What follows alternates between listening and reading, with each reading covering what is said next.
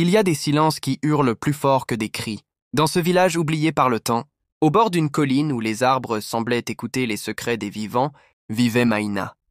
Elle avait le regard d'une enfant qui rêvait encore, mais le cœur d'une femme déjà meurtrie par les chaînes qu'on lui avait imposées. Chaque matin, elle se levait avant l'aube, le pas léger, l'âme lourde. Son destin, lui, ne lui appartenait plus depuis longtemps. Depuis la mort de son père, Maïna vivait sous le toit de Madame Sori, sa belle-mère. Une femme au port droit, aux yeux durs comme la pierre, et dont la voix claquait comme un fouet dans la cour. Elle ne tolérait ni faiblesse ni révolte. Aux yeux des autres, elle était respectable. Mais dans l'ombre de sa maison, elle régnait comme une souveraine sans pitié. Un matin, sans prévenir, Madame Sori frappa du poing sur la table de bois. « Tu épouseras Bayo, dit-elle. » Maïna releva lentement la tête, croyant à une mauvaise blague. Mais non, il n'y avait pas d'ironie dans la voix glaciale de sa belle-mère. Seulement une sentence. « Le fils du vieux Lankou, celui qui vit dans la maison abandonnée, celui qu'on dit « fou ?» balbutia-t-elle, la gorge nouée. Madame Sori se leva, croisa les bras. « Peu importe ce que disent les gens. Ce mariage aura lieu. C'est décidé. » C'était ça le verdict. Une vie échangée contre une rumeur. Une jeune fille douce offerte à un homme reclus, que le village craignait autant qu'il méprisait. Certains disaient qu'il parlait aux arbres. D'autres affirmaient qu'il n'avait plus toute sa tête depuis l'incendie. Aucun n'osait s'approcher de sa maison en ruine. Là-bas, entre les murs noircis, Bayo vivait seul, entouré de mystères et de souvenirs qu'on ne comprenait plus. Ce soir-là, Maïna pleura en silence. Aucun cri, juste des larmes muettes, comme si elle avait compris qu'ici, les cris ne servaient à rien. Et pourtant, quelque chose veillait. Au loin, dans la brume dorée du couchant, un cheval blanc hennit. Il n'était visible de personne, mais son souffle vibrait dans l'air comme un battement de cœur oublié. Ce cheval n'était ni monté ni capturé. Il errait libre, sentinelle invisible des âmes opprimées. Il avait senti l'injustice galoper, et bientôt il s'approcherait. Car parfois, même dans les coins les plus sombres, la liberté cherche son chemin. Rumeur, dans un style narratif fluide, symbolique et émotionnel, tout en gardant la continuité dramatique du récit. Le lendemain, aux premières lueurs du jour, le silence du village était brisé par les pas hésitants de Maïna. Vêtue d'un pagne simple et d'un voile, trop grand pour elle. Elle marchait lentement vers sa nouvelle vie, escortée par deux vieilles tantes muettes, envoyées par Madame Sori pour sceller l'humiliation dans le silence. Le sentier qui menait à la maison de Bayo serpentait entre les herbes hautes et les arbres aux branches noueuses. Même les oiseaux semblaient éviter cette route. Les enfants n'y jouaient pas. Les adultes détournaient les yeux. Ce lieu portait un nom dans les murmures, la maison aux rumeurs. On disait qu'elle avait brûlé une nuit sans lune, qu'un cri y avait résonné, inhumain, coupant le vent. Depuis, Bayo vivait là, seul, enfermé dans les ruines de ce qui fut autrefois un domaine splendide. Certains affirmaient l'avoir vu parler à des ombres. D'autres racontaient qu'il ne dormait jamais, qu'il errait pieds nus dans les couloirs, un livre à la main et le regard perdu. Maïna arriva devant le portail rouillé. Un grincement sourd répondit à sa main tremblante. Elle entra. Le jardin était envahi par les mauvaises herbes. Le puits était à sec. Les vitres, brisées. Mais dans ce désordre apparent, il y avait une étrange beauté. Une forme de tristesse vivante, presque noble, qui collait à chaque pierre, chaque mur lézardé. Et puis il apparut. Bayo. Grand, vêtu d'un long manteau brun élimé, les cheveux attachés en arrière, le regard droit mais insondable. Il ne parlait pas. Il ne s'approcha pas. Il la fixa longuement, comme on observe une étoile qu'on n'attendait plus. Maïna, de son côté, sentit quelque chose d'étrange. Il n'avait rien du fou hurlant qu'on lui avait décrit. Il n'avait ni chaîne ni cri. Juste ce silence. Immense, presque fragile. Elle baissa les yeux, puis entra. Les murs suintaient d'histoire. Le bois grinçait sous ses pas. Sur une étagère couverte de poussière, des livres en langues inconnues reposaient. Des croquis d'animaux, des notes manuscrites, des peintures aux couleurs délavées. Tout respirait l'intelligence, la solitude et la douleur. Et cette nuit-là, alors qu'elle tentait de dormir, sur un lit qu'on n'avait pas touché depuis des années, Maïna l'entendit. Non pas la voix de Bayo, mais celle du cheval blanc, là-bas, dans les collines. Un hennissement lointain, doux et puissant, comme une promesse murmurée dans le noir. Les jours passèrent, puis les nuits. Maïna vivait désormais dans cette maison que le village avait rayée de la carte des vivants. Une maison oubliée, aux murs chargés de secrets. Pourtant, au cœur de ce lieu silencieux, quelque chose respirait encore. Pas la peur, pas la folie, mais une douleur contenue, ancienne, qui n'osait plus parler. Et au centre de tout cela, il y avait Bayo. Il ne l'avait jamais touché, jamais brusqué, jamais même appelé par son prénom. Il se contentait d'être là, d'apparaître parfois dans le jardin à l'aube, un livre à la main. d'allumer une lampe le soir dans l'atelier, où il peignait des toiles qu'il ne montrait à personne. Son regard était ailleurs et pourtant, il semblait tout voir. Il écoutait, sans jamais répondre. Et ce silence, loin d'être un vide, devint entre eux un langage. Maïna aussi, au fil des jours, apprit à parler autrement, à marcher sans bruit, à observer sans juger. Elle apprit que dans la cuisine, certains tiroirs ne devaient jamais être ouverts, que dans le couloir nord, une porte restait verrouillée depuis des années. Elle n'insistait pas. C'était leur pacte. Un pacte étrange, sans mots, sans serment. Un pacte d'ombres et de respect.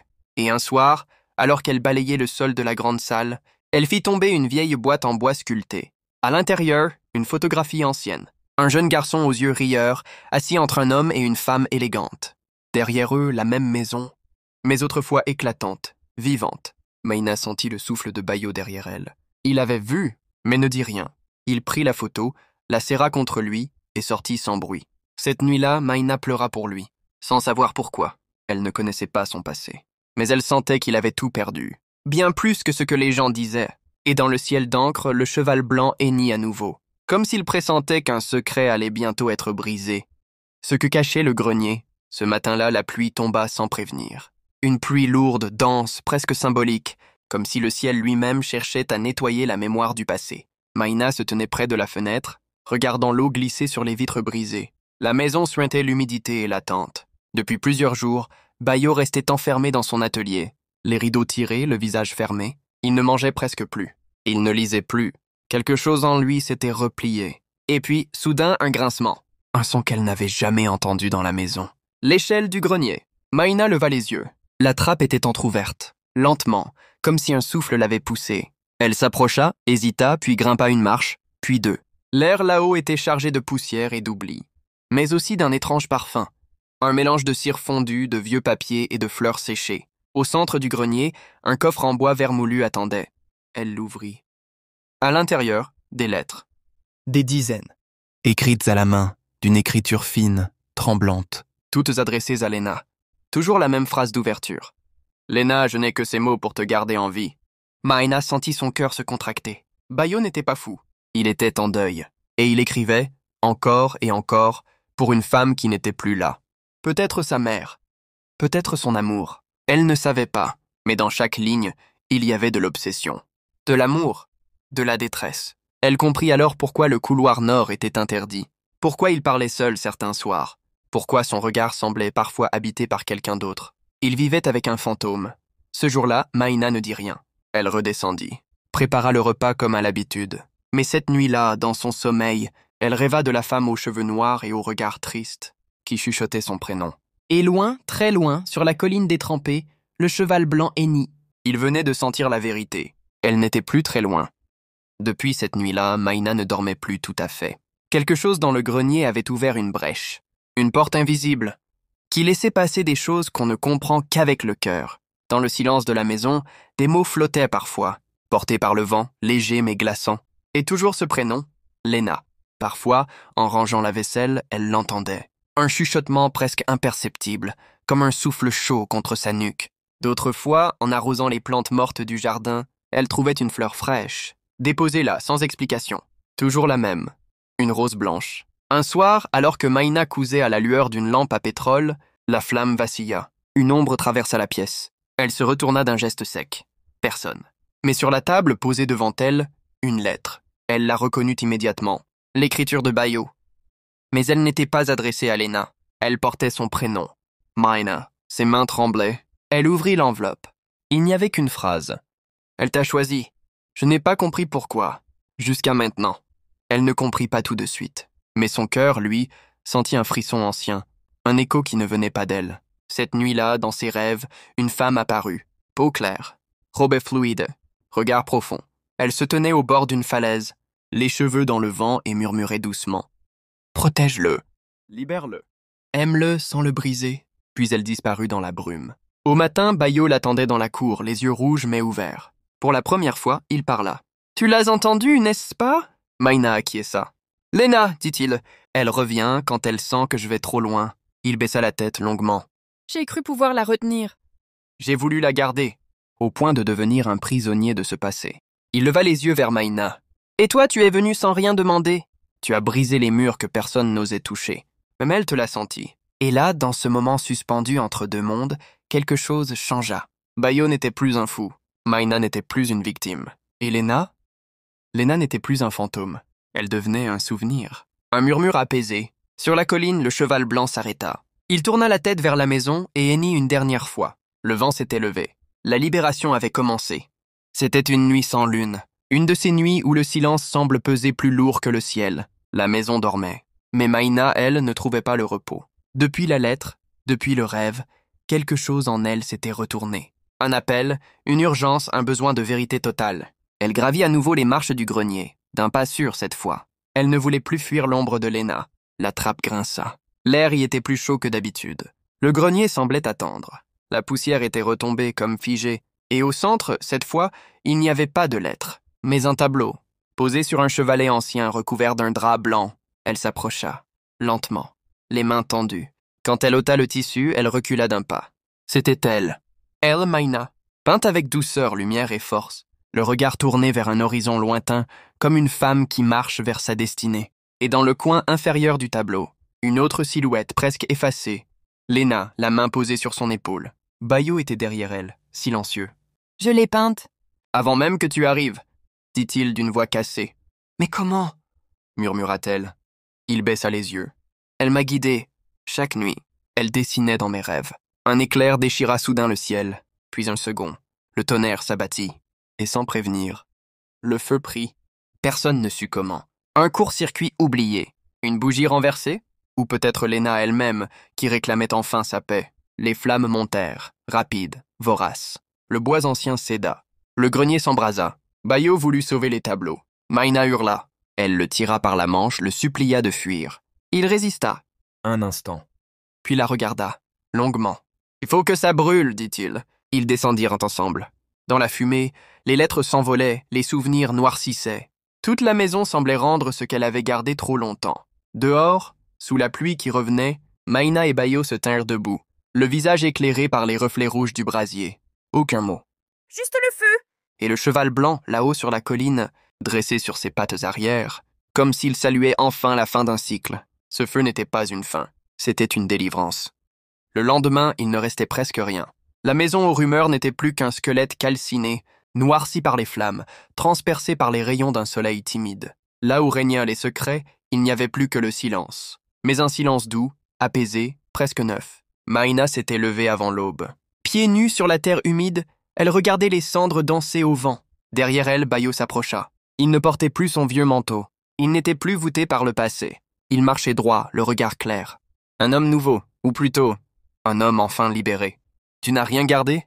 demanda Maïna en fixant l'horizon. « Si, répondit-il. Toi, » elle tourna la tête vers lui. Ce n'était pas une déclaration, pas une promesse. C'était un simple fait. Il avait traversé le feu, mais c'est elle qui l'avait sauvé. Et elle aussi, sans le savoir, avait été sauvée. Car dans ce brasier, ce n'était pas seulement une maison qui avait brûlé, c'était tout ce qu'on avait voulu leur imposer. La peur, le silence, la solitude, tout cela s'était envolé en fumée. Dans les jours qui suivirent, ils reconstruisirent. Pas la maison, pas tout de suite, mais quelque chose de plus grand, une vie. Ils dormirent sous une tente, cuisinèrent à l'extérieur, cultivèrent un petit carré de terre. Et chaque soir, ils parlaient, longtemps, de ce qu'ils avaient vécu, de ce qu'ils ignoraient encore. De Léna aussi parfois, mais sans douleur. Maïna ne portait plus de voile. Bayo ne peignait plus de visage triste. Et un jour, au milieu du jardin, une rose blanche poussa. Toute seule, sans racines visibles, sans explication. Juste une preuve silencieuse. Que même les morts, lorsqu'ils sont en paix, laissent des bénédictions derrière eux. Dans le village, la nouvelle mit du temps à se propager. Les langues d'habitude si rapides semblaient soudain plus prudentes, car ceux qui avaient autrefois murmuré, jugé, inventé, commençaient à se taire devant une vérité qu'ils ne comprenaient plus. Maïna était revenue au marché, pas pour vendre ni pour quémander. Elle venait s'y promener, simplement, le pas léger, le regard franc. Dans son sillage, les regards se détournaient. Pas par honte, non, par inconfort, car elle était vivante, forte, et cela dérangeait plus que la rumeur. Madame Sori, elle, n'avait plus cette stature d'autrefois. Elle avait tout perdu. Le respect, l'autorité, l'entourage, ses manigances, ses alliances, ses airs hautains. Tout s'était effondré depuis que Bayo, l'homme fou, s'était montré au village, bras dessus bras dessous avec Maïna, debout, digne, plus vivant que jamais. Ce jour-là, Madame Sori vint frapper à la porte de leur nouvelle maison, une petite bâtisse de pierre claire construite par Bayo lui-même, à l'entrée des collines. Elle était amaigrie. Son foulard était froissé. Sa voix tremblait. « Maïna, J'étais jeune. Je pensais bien faire. » La jeune femme la regarda longtemps, puis lui offrit un verre d'eau. Pas de cris, pas de revanche, pas d'humiliation. Juste ce silence calme et puissant qui, parfois, est plus tranchant qu'un couteau. « Le passé est derrière, » dit Maïna. « Vous avez choisi pour moi. Aujourd'hui, je choisis de ne plus porter ce poids. » Madame Sori baissa les yeux. Une larme roula, et Maïna doucement lui ouvrit la porte. Mais sans l'inviter à entrer. C'était cela sa vengeance. Ne pas haïr, mais ne pas oublier. L'amour avait grandi là où on l'avait envoyé mourir.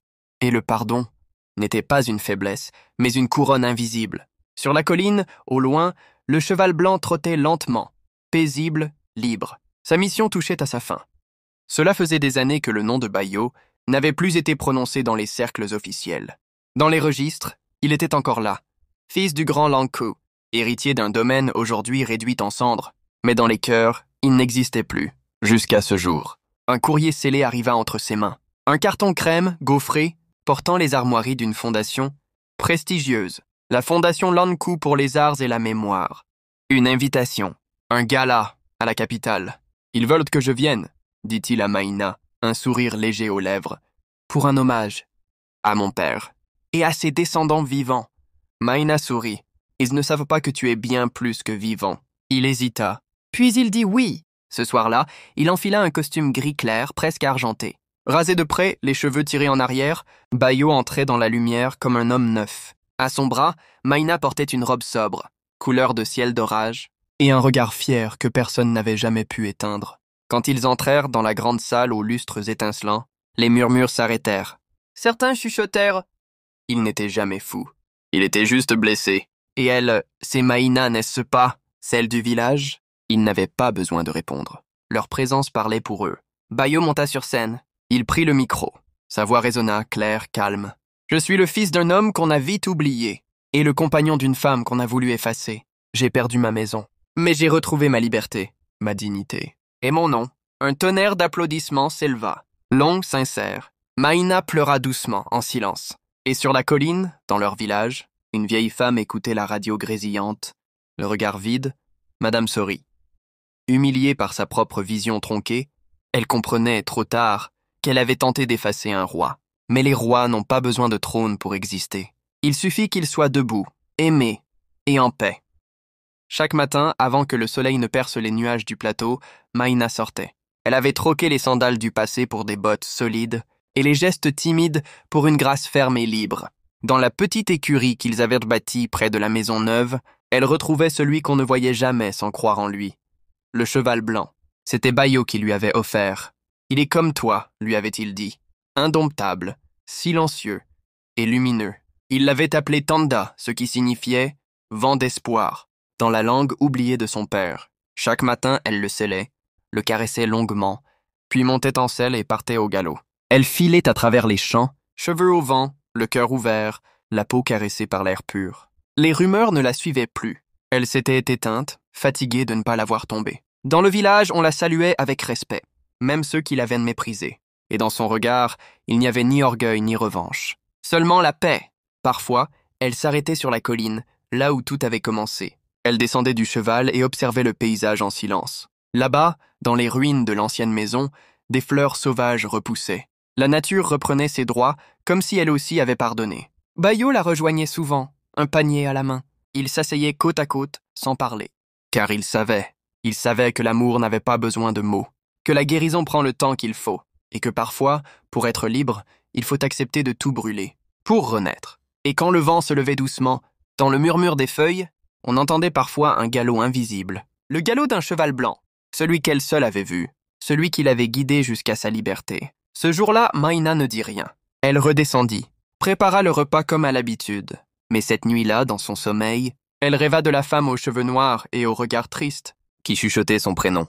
Et loin, très loin, sur la colline détrempée, le cheval blanc hennit. Il venait de sentir la vérité. Elle n'était plus très loin. Abonnez-vous maintenant, cliquez sur le bouton « J'aime » et dites-nous en commentaire de quelle ville vous regardez cette vidéo.